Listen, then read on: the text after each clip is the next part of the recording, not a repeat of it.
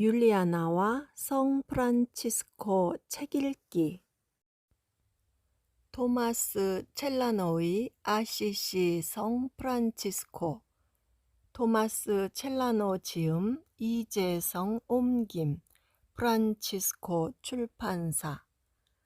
토마스 첼라노의 아시시 성 프란치스코 제2생애. 포르지운쿨라의 성모 마리아. 제12장. 포르지운쿨라에 대한 성인의 사랑과 그곳에서의 형제들의 생활, 그리고 그곳에 세워진 성당에 대한 복되신 동정녀의 사랑. 18. 하느님의 종 프란치스코는 몸집이 작고 마음은 겸손하였으며 수도 서원에서 작은 형제였고, 이 세상에 사는 동안 자기와 자기를 따르는 자들을 위하여 작은 몫을 차지하였으니, 이 세상의 어떤 것을 사용하지 않고는 그리스도께 봉사할 수 없기 때문이다. 이 세상에서 아무것도 소유하지 않으려고 하는 사람들의 몫으로 떨어진 땅이 예부터 포르지운쿨라로 불리었으니, 이는 하느님의 예언적 섭리라 아니할 수 없다. 예수님 다음으로 모든 성인의 머리가 될 만한 공로를 탁월한 겸독으로 세우신 동정성목계 봉헌된 성당이 이곳에 세워졌다. 이 성당에서 작은 형제회가 태동하였다. 견고한 기초인 양 그 위에서 형제들의 수가 늘어갔고, 형제회의 고귀한 건물이 솟아올랐다. 성인은 이곳을 어디보다도 사랑하였다. 그는 자기 형제들에게 이곳을 특별한 경의를 가지고 받들도록 명하였다. 그는 그 소유권을 다른 이에게 주고, 자신과 자기 형제들을 위해서는 그 사용권만을 가짐으로써 이곳이 형제회의 겸손과 극도의 가난을 보여주는 거울로 언제나 보존되기를 원하였다. 19. 그곳에서 형제들은 침묵과 규칙을 지키면서 모든 면에서 매우 엄격한 생활을 하였다. 특별히 선택된 형제들이 아니면 아무도 이곳에 들어올 수 없었고, 성인께서는 세계 각지에서 모여든 그들이 참으로 하느님께 헌신적이고 모든 면에서 완전하기를 원했다. 물론 모든 외부 손님에게는 수도원 출입이 완전히 금지되었다. 그는 엄하게 인원을 통제하여 외부와의 접촉으로 귀를 만족시키는 형제들이 거주하는 것을 허락하지 않았으니, 소문을 퍼뜨리는 형제들로 인해 다른 형제들이 천상 일을 묵상하는데 방해를 받아 쓸데없는 일에 빠지지 않게 하기 위해서였다. 쓸데없는 말들을 입 밖에 낸다거나 다른 형제들이 또 그대로 전하는 행위는 누구에게도 허락되지 않았다. 만약에 누가 어느 때고 이런 짓을 했으면 그 형제는 그런 일이 다시 없도록 조심하라는 훈계로 벌을 받았다. 이곳에 거주하는 형제들은 밤낮으로 쉬지 않고 하느님을 찬미하는 일에 빠져 있었고, 놀라운 향기를 풍겼으며 천사와 같은 생활을 영위하였다. 이것은 그럴 수밖에 없는 일이었다. 옛 주민들의 말에 의하면 이곳은 예전부터 천사들의 성모 마리아라고 불리었기 때문이다. 복되신 성모님께서는 당신의 영광을 위하여 온 세상에 세워진 성당 중에서 이 성당을 특별히 사랑하셨음을 하느님께서 자신에게 계시하셨다고 사부님은 행복해 하시면서 늘 말하곤 했다. 이러한 이유로 성인은 이곳을 그 어느 곳보다도 사랑하였다. 제13장 어떤 환시 20.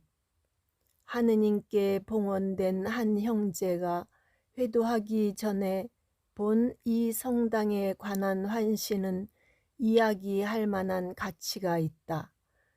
그가 어느 날 환시를 보았는데 부상으로 눈이 멀어버린 수많은 사람이 이 성당 안에서 얼굴을 하늘로 향한 채 무릎을 꿇고 있었다.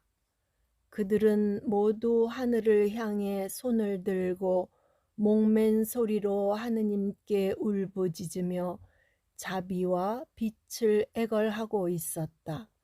그러자 보라, 하늘에서 거대한 광채가 내려와 그들 위에 퍼져내리며 각자에게 빛을 주었고 그 빛은 그들이 목말라 하던 치유를 가져다 주었다.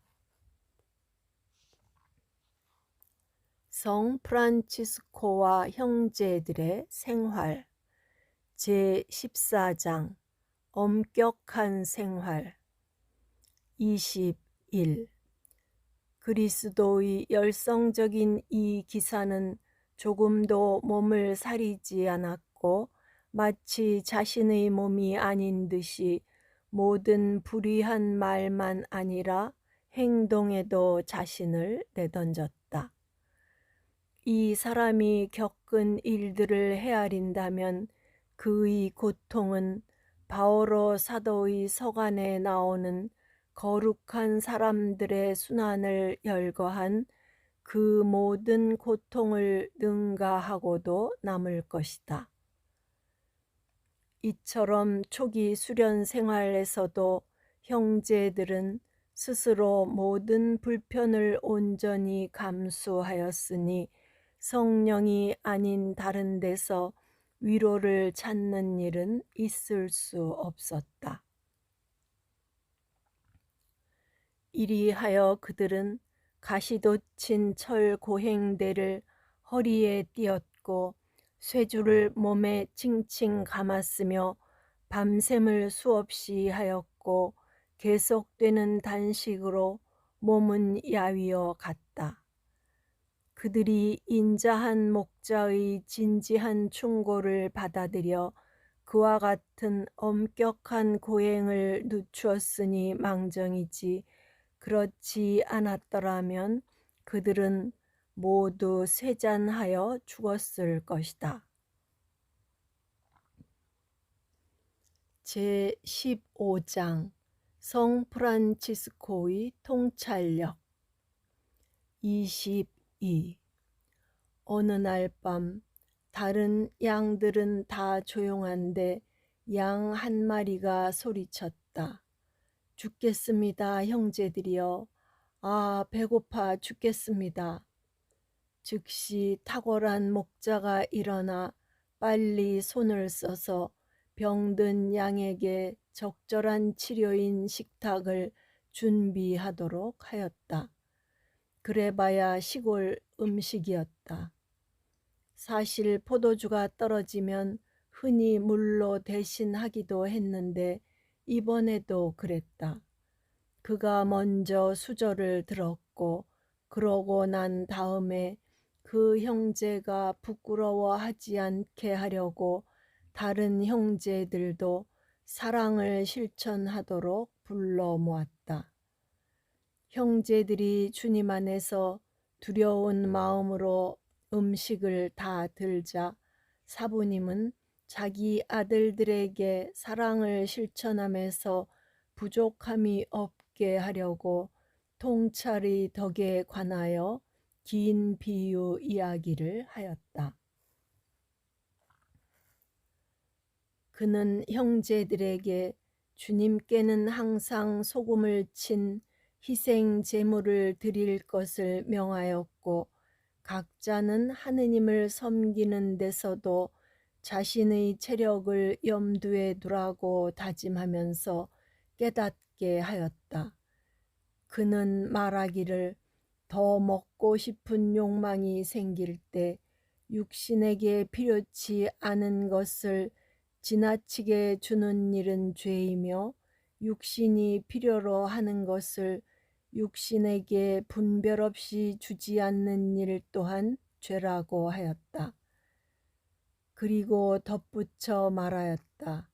친애하는 형제들, 내가 함께 먹은 것은 예외적인 관면으로 한 것이지 내가 먹고 싶어서 한 것이 아니라는 사실을 아십시오. 형제애가 그리하라고 명했습니다. 이 사랑이 여러 형제에게 하나의 표양이 되었으면 합니다. 그러나 음식이 표양이 되지 않기를 바랍니다. 후자는 대식에 이바지하지만 전자는 영혼에 이바지하기 때문입니다. 제16장 앞니를 내다본 일과 수도회를 로마 교회에 맡긴 일, 그리고 어떤 환시. 23. 그의 수도회의 나무가 생활의 공로와 덕으로 쉼없이 내다르면서 벌써 회원수와 은총을 늘리고 어느 곳에서나 퍼져나가 놀라운 열매들을 맺으며 이 세상 땅 끝까지 그 가지가 뻗어 나가는 동안 거룩하신 사부님은 이제 일치의 유대 속에서 새 묘목들을 어떻게 보존하고 어떻게 키워야 할지 더 자주 홀로 숙고하게 되었다. 그는 자기의 어린 양 떼들을 향하여 늑대처럼 사납게 달려드는 많은 사람을 보았고 악행으로 늙은 사람들이 젊은 수도회를 해치려고 기회를 노리는 것을 보았다. 그는 자기 아들 중에서도 앞으로 거룩한 평화와 일치를 거스르는 어떤 일들이 생길 것을 예견하였다. 못 핀 사람 중에도 덜어 있는 일이지만 그는 어떤 형제들이 육적인 생각으로 마음이 부풀어 거역할 것과 말다툼할 생각이나 하고 불미스러운 일을 저지르리라는 것도 의심치 않았다. 24. 하느님의 사람이 더욱 자주 이 생각 저 생각을 곰곰이 하던 어느 날 밤 잠을 자다가 다음과 같은 환시를 보았다. 그는 집비둘기같이 생긴 한 마리의 작고 검은 암탉을 보았는데 다리와 발은 깃털로 덮여 있었다. 그 암탉은 자기 주위를 정신없이 돌아다니는 수많은 병아리를 거느리고 있었으나 병아리들이 어미닭의 날개 밑에 모두 다 깃들 수가 없었다. 하느님의 사람은 잠에서 일어나 그가 전에 생각했던 것을 마음에 떠올리면서 환시를 해몽하였다. 그가 말하였다. 그 암탉은 바로 나다. 나도 몸집이 작을 뿐 아니라 타고난 피부색이 검지만 세상에 흔치 않은 비둘기가 하늘을 쉽게 나는 것처럼 나도 깨끗한 생활을 통해서 단순성을 지닌 사람이 되어야 한다. 그 병아리들은 숫자와 은총이 증가하는 나의 형제들이다. 그런데 사람들의 회방과 숱한 말질에서 그들을 보호하기란 프란치스코의 힘에 겹다. 그러니 거룩한 로마 교회로 가서 그들을 맡겨야겠다. 그러면 악의에 찬 놈들은 교회의 힘있는 지팡이에 거꾸러질 것이며, 그리 되면 하느님의 아들들은 영원한 구원을 늘리면서 어디서나 자유를 만끽할 것이다. 그때부터 아들들은 저희 어머니인 교회의 달콤한 은혜들을 알아볼 것이고, 어머니의 훌륭하신 발자취를 언제나 특별한 성의로 따를 것이다. 어머니의 보호 아래에서는 악마도 이 수도회를 무너뜨리지 못할 것이며, 벨리알의 아들도 벌받지 않고는 주님의 포도밭을 지나가지 못할 것이다.